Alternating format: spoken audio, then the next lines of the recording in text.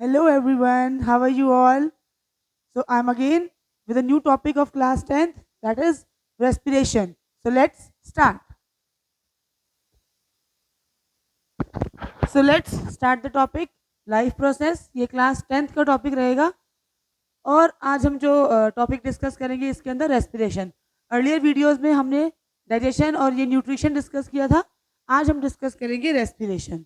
तो respiration discuss करने से पहले first of all we should know कि एटीपी क्या चीज़ होती है. ठीक है. एटीपी एटीपी होता है energy currency of cell. Cell के अंदर जो एनर्जी बनती है वो हमेशा एटीपी की फुल फॉर्म में बनती है. और एटीपी होता क्या है? Adenosine triphosphate. Triphosphate. This is the energy currency of the cell. The purpose of cellular respiration. Cellular respiration क्या है? The process by which cells in plants and animals break down sugar and turn it into energy. The process by which, वो process by which cells, जो plants और animals में cell होंगे वो क्या करेंगे? They will break down the sugar. Sugar को break down करेंगे and turn it into energy. और एटीपी जो है हमेशा माइटोकॉन्ड्रिया में जनरेट होता है, क्योंकि that is why mitochondria is known as power house of the cell. Mitochondria को इसी वजह से पावर हाउस बोलते हैं, क्योंकि इसके अंदर ही एनर्जी जनरेट होती है सेल्स की. और that energy is generated in the form of ATP which is adenosine triphosphate. So now let's begin with respiration. अब रेस्पिरेशन क्या है? The process by which living organisms obtain energy from food molecules. हमने खाना खाया, ठीक है, हम living organisms हैं, हमने खाना खाया, तो उस खाने से एनर्जी बनना. कैसे बनेगी energy? By converting oxygen into carbon dioxide. क्योंकि ऑक्सीजन हम इनहेल कर रहे हैं, ठीक है, खाना हम खा रहे हैं, तो वो खाना जो है वो ऑक्सीजन के साथ में मिलेगा, मिक्स होकर वो क्या बनाएगा? एनर्जी. और जो बाय प्रोडक्ट हमारी बॉडी से बाहर आएगा that is carbon dioxide. The process often refer to as cellular respiration. इसको सेलुलर रेस्पिरेशन बोलते हैं क्योंकि it involves the intake of oxygen, oxygen का intake and release of carbon dioxide. ठीक है, इसमें ऑक्सीजन हमने इनहेल करनी है और कार्बन डाइऑक्साइड हमारी बॉडी ने रिलीज करनी है. That is why it is often refer to as cellular respiration. Ultimately generating the energy necessary for life. तो इस सारी प्रोसेस से क्या होगा? अल्टीमेटली एनर्जी जनरेट हो जाएगी, जो कि एनर्जी हमारे लिए लाइफ प्रोसेसिंग के लिए ज़रूरी है. ये हमारा रेस्पिरेटरी सिस्टम है जो कि आपको क्लियरली विजिबल होगा. इसके अंदर ये लंग्स हैं, ये ट्रैकिया है, ये ब्रोंकी है. So there are different parts in our respiratory system. Now we have aerobic respiration. Aerobic respiration, aerobic नाम से पता चल रहा है जिसमें एयर की इन्वॉल्वमेंट हो, मीन्स ऑक्सीजन की. Aerobic respiration is a cellular process that uses oxygen. देखा, that uses oxygen to convert glucose and other nutrients into energy. Aerobic respiration क्या है? एक वो सेलुलर प्रोसेस है जो ऑक्सीजन को यूज करेगा और उस ऑक्सीजन को कहाँ पे यूज करेगा? जो ग्लूकोज हमने लिया, जो फूड हमने खाया है और अदर न्यूट्रिएंट्स, उनके साथ में मिक्स होकर energy, energy in the form of ATP generate होगी, साथ में by products carbon dioxide and water. It is a highly efficient process that generates much more ATP than anaerobic respiration. तो ये बहुत एफिशिएंट प्रोसेस है जिसमें ATP जो है वो कितने जनरेट होते हैं? 38 एटीपी जनरेट होते हैं इसके अंदर, और एनारोबिक में जनरेट होते हैं 2 ATP. So here is a reaction, oxygen plus glucose, oxygen combine हुआ ग्लूकोज के साथ, O2 plus C6H12O6. This is the formula for glucose.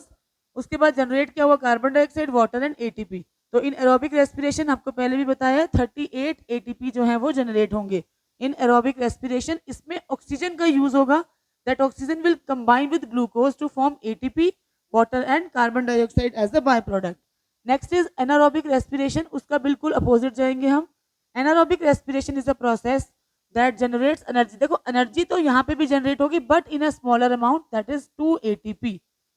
ठीक है, विदाउट ऑक्सीजन. इसमें ऑक्सीजन की नीड हमें नहीं है. Breaking down sugars in the cell, cells के अंदर शुगर की breakdown but in the absence of oxygen, and also it will generate energy but very less amount as compare to aerobic respiration. It occurs in many organisms including animals, plants and micro organisms. अब इसकी reaction देखो, glucose की breakdown हुई in the absence of oxygen, बना क्या हमारे पास? Lactic acid और 2 ATP. ठीक है, जैसे मसल क्रैम्प्स होते हैं, हमारे पास ऑक्सीजन की कमी हो जाती है ड्यूरिंग हैवी एक्सरसाइज, तो उस दौरान जो बॉडी के अंदर लैक्टिक एसिड प्रोड्यूस होता है। ठीक है, नेक्स्ट है respiration in plants. Plant respiration is a process by which plant break down glucose produce during photosynthesis. Plants जो ग्लूकोज जनरेट करते हैं with the help of photosynthesis. अब रेस्पिरेशन की प्रोसेस है जिसमें प्लांट्स जो हैं उस ग्लूकोज को ब्रेक डाउन करेंगे और क्या रिलीज करेंगे, energy, carbon dioxide and water. देखो सेम ही प्रोसेस है, जो एनिमल्स भी कार्बन डाइऑक्साइड रिलीज करते हैं। हाँ, अब इसमें कंफ्यूज नहीं होना है क्योंकि फोटोसिंथेसिस जो है वो प्रोसेस है फॉर जनरेटिंग द ग्लूकोज, वहां पे कार्बन डाइऑक्साइड की नीड पड़ेगी, लेकिन रेस्पिरेशन में कार्बन डाइऑक्साइड जो है वो बाय प्रोडक्ट है, वेस्ट प्रोडक्ट है, जैसे कि ह्यूमन बींग्स में होता है। This process like in animals requires oxygen. देखो जैसे एनिमल्स को ऑक्सीजन की नीड है, वैसे ही प्लांट्स को ऑक्सीजन की नीड है for respiration, but for photosynthesis carbon dioxide की नीड है। यहाँ पे कंफ्यूज नहीं करना। And occurs in plant cells particularly with in the mitochondria. It's a continuous process happening both day and night, दिन में भी होगा रात में, क्योंकि प्लांट को देखो रेस्पिरेशन तो भैया करना पड़ेगा ना, जिंदा रहने के लिए सांस तो लेना ही है, तो ये कॉन्टिन्यूअस प्रोसेस है डे में भी नाइट में भी। Although it's more noticeable at night when photosynthesis ceases, क्योंकि दिन में फोटोसिंथेसिस भी होता है ना, तो फोटोसिंथेसिस के साथ साथ में रेस्पिरेशन कम ऑब्जर्व किया जाता है। लेकिन रात में क्या है कि सन नहीं है, सूर्य देवता होते नहीं है ना, तो फोटोसिंथेसिस देख नहीं पाएंगे, तो it is more noticeable at night when photosynthesis ceases. ठीक है जी। अच्छा, उसके बाद आ जाते हैं हम एनिमल्स की बात। Respiration in animals. In human respiration air is taken in through the knows और माउथ। नाक से लिया एयर को, ट्रेवल कहाँ किया, ट्रैकिया में, लंग्स के अंदर गई, where oxygen is transfer to the blood, जहाँ पे ऑक्सीजन जो है वो ब्लड पे ट्रांसफर हुई ब्लड के साथ, and carbon dioxide is release. This process is facilitated bye respiratory system. Animals के अंदर एक पर्टिकुलर रेस्पिरेटरी सिस्टम होता है जिसके अंदर क्या है, lungs, airways and muscles like diaphragm. The lungs are the primary organs where gas exchange occurs. अब लंग्स जो है these are the primary organs of respiratory system, जहाँ पर गैसेस की एक्सचेंज होगी with oxygen from the inhaled air diffusing into blood stream. जो हमने inhale की ऑक्सीजन, वो ऑक्सीजन जो है वो लंग्स के थ्रू कहाँ जाएगी, हमारी पूरी बॉडी में ब्लड है, ब्लड के अंदर मिक्स हो जाएगी। ठीक है, और उस ब्लड के सहारे पे पूरे सेल्स में चली जाएगी और वहां से सेल्स क्या करेंगे, कार्बन डाइऑक्साइड को उठा लेंगे from the blood diffusing into the lungs to be exhaled, और वो जो कार्बन डाइऑक्साइड है वो लंग्स के थ्रू हमारी बॉडी से जो है वो एक्सहेल हो जाएगी, बाहर निकल जाएगी। Next is respiration in human beings. अब ह्यूमन बींग का जो रेस्पिरेटरी सिस्टम है वो जरा देख लेंगे। दिस इज नसल कैविटी। नसल कैविटी मतलब जहाँ से एयर जो है वो ट्रैकिया के अंदर जाएगी। नोस्ट्रिल, हमारे नाक की जो दो होल्स हैं, those are called nostrils. Pharynx हो गया, फिर लैरिंग्स, उसके बाद में ट्रैकिया, उसके बाद में लंग्स आ जाएंगे, उसके बाद में ब्रोंकस, ब्रोंकियोली, और लास्ट में एक एयर सैक्स होते हैं यहाँ पर जिनको हम बोलते हैं एल्वियोली। ये एल्वियोली जो है this is the main site of exchange of gases. मतलब कि ऑक्सीजन यहाँ तक आई ना, तो वो एल्वियोली के सहारे सारी ब्लड में ट्रांसफर होगी और इन्हीं एल्वियोली के सहारे पे जो कार्बन डाइऑक्साइड है वो बॉडी से बाहर निकल जाएगी। तो रेस्पिरेटरी ऑर्गन्स हमारे पास क्या क्या है, लंग्स, नोज, फेरिंग्स मतलब थ्रोट, लैरिंग्स, वॉइस बॉक्स, ट्रैकिया जिसको विंड पाइप भी बोलते हैं, ब्रोंकी, ब्रोंकियोलस एंड एल्वियोली। ठीक है, अब हम इनको डिटेल में करते हैं। सबसे पहले आ जाता है lungs. These are the primary organs, these are the primary organs where oxygen enters the blood stream and carbon dioxide is removed। जहां से ऑक्सीजन ब्लड में आएगी और कार्बन डाइऑक्साइड रिमूव हो जाएगी। नोज का क्या काम है, air enters the body through the nose. Air जो है वो बॉडी में नोज के थ्रू एंटर करेगी, where it is filtered, warmed and moisturised. Pharynx, throat, a shared pathway for air and food. हमने डाइजेस्टिव सिस्टम जब किया था वहां पे हमने फेरिंग्स की बात की थी, जहां आपको याद होगा एपिग्लोटिस की बात वहां पे हुई थी। तो फेरिंग्स जो है एक शेयर्ड पाथवे है कि जहां से एयर और फूड दोनों चीजें आएंगी, कनेक्टिंग द नसल एंड ओरल कैविटी। नसल और ओरल कैविटी को कनेक्ट करेंगी किसके साथ में, लैरिंग्स के साथ में। लैरिंग्स का रेस्पिरेटरी सिस्टम में बड़ा ही इंपॉर्टेंट रोल है। लैरिंग्स वॉइस बॉक्स होता है, it contains the vocal cords and helps to protect the lower respiratory tract. हमारे रेस्पिरेटरी ट्रैक्ट को प्रोटेक्ट करके रखता है। उसके बाद आ जाता है ट्रैकिया जिसको हम विंड पाइप भी बोल देते हैं, a tube that carries air from pharynx and larynx to the lungs. ये वो ट्यूब है जो फेरिंग्स और लैरिंग्स से एयर को कलेक्ट करेगी, कैरी करेगी और लंग्स तक लेके जाएगी। Next is bronchi, two main air passages that branch from trachea and enter the lungs.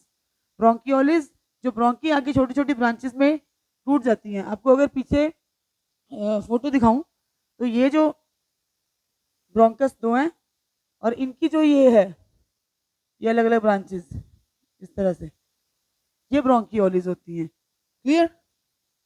ब्रोंकियोलिस small branches of the bronchi leading to tiny air sacs called alveoli.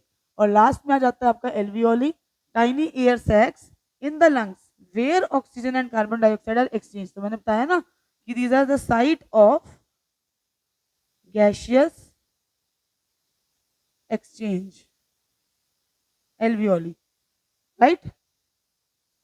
उसके बाद है प्रोसेस ऑफ रेस्पिरेशन। अब respiration होती कैसे, सारे parts तो हमने पढ़ लिए, लेकिन ये जानना बहुत नेसेसरी हो जाता है कि ये प्रोसेस जो है वो होती कैसी है। सबसे पहले आ जाता है इनहेलेशन। इनहेलेशन मतलब सांस अंदर लेना, ऑक्सीजन को अपनी बॉडी के अंदर लेके जाना थ्रू योर नॉस्ट्रिल्स एंड नसल cavity.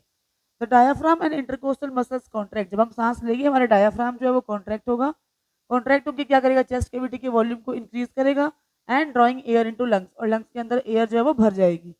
Gas exchange in alveoli. In the alveoli, अब देखो कि जो हवा हमने ली, ऑक्सीजन हमने ली ना, वो एल्वियोली तक पहुंच गई। एल्वियोली में क्या होगा, oxygen from the inhaled air, inhale जो हमने एयर इनहेल की है उसके अंदर तो सारी गैसेज हैं, पर वहां से सिर्फ ऑक्सीजन को उठाएगा एल्वियोली और कहाँ डिफ्यूज करेगा, across a thin membrane into the capillaries surrounding them. At the same time, जिस टाइम पर वो ऑक्सीजन को वहां छोड़ रहा है उसी टाइम पे वो वहां से कार्बन डाइऑक्साइड को उठाएगा और एल्वियोली से वापस लंग्स में वो एक्सहेल हो जाएगा।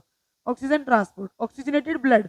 अब जो ब्लड जिसके अंदर ऑक्सीजन की अमाउंट ज्यादा हो गई उसको हम बोलेंगे oxygenated blood, is then transported by the circulatory system to all the parts of body delivering oxygen to sales.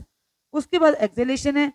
अब जो कार्बन डाइऑक्साइड थी वो वापस से गई थी ना लंग्स में, तो डायाफ्राम क्या करेगा, रिलैक्स करेगा। रिलैक्स करके क्या हो जाएगा, चेस्ट कैविटी के अंदर जो हवा थी वो वापस बाहर, वॉल्यूम उसका डिक्रीज हो गया, decreasing the volume of chest cavity and forcing out the lungs carrying carbon dioxide with it.